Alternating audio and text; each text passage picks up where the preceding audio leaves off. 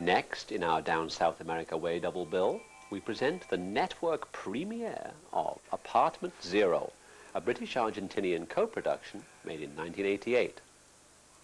Although it came as a surprise to President Ronald Reagan that South America was not one place, but a variety of places, "Hey," he observed after a goodwill tour, "they got all different countries down there." It is to his credit that he recognized this. Argentina, where Naked Tango was also set, is infinitely different from Peru or Bolivia, highly unlike Brazil as well. Far from being a bunch of poncho-wearing, pipe-playing indigenous peoples, the Argentinians pride themselves on being of European extraction. Buenos Aires is reputed to be the most European of Latin American capitals. Its denizens, including, of course, the maestro José Luis Borges, are great Italophiles, and were, until the Falklands War, highly fond of things British, too. One of the oft-heralded benefits of that war was the almost immediate demise of the Argentinian military junta, the last in a long line of repressive military governments.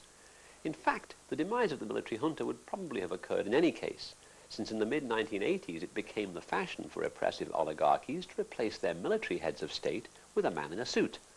Hence Pinochet being asked to step aside in Chile, on the understanding that he could remain the head of the army, or civilian President Fujimori of Peru obliging his military masters by staging a coup against himself.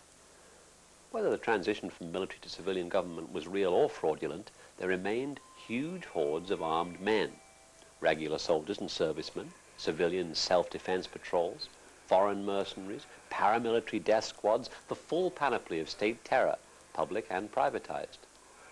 The plot of Apartment Zero concerns one of the remnants of this vast murder apparatus, a government death squad hitman who, betrayed by his new civilian masters, has become a serial killer, so as to continue plying his trade.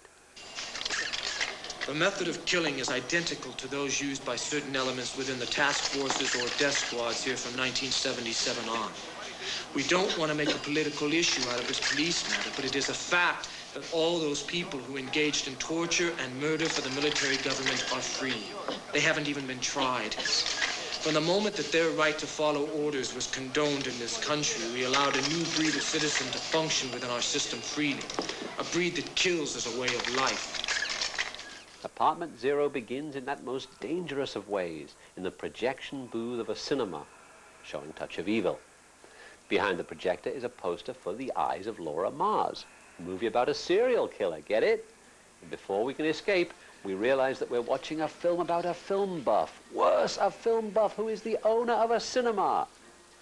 Now, I don't know about you, but I thought if the makers of Cinema Paradiso had been victims of a death squad, or at least kidnapped and held in Beirut cellars for a couple of months, I would have felt there was some justice in the world.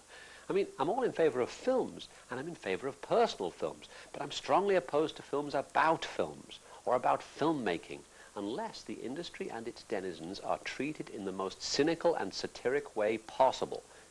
Apartment Zero attempts to adopt the cynical approach, and there's a good resolution to the hero's cultural aspirations at the end.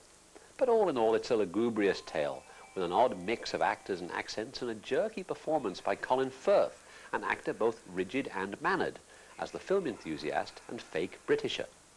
The American? Yeah. California? No, Hartford, Connecticut. Isn't that where Paul Newman lives? Far better than the serial killer stuff is the romantic subplot involving the cinema owner and his dubious American roommate.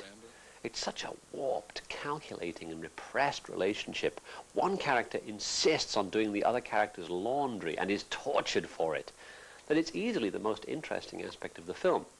And as the Monthly Film Bulletin observed, it seems to develop independently of the rest of the action.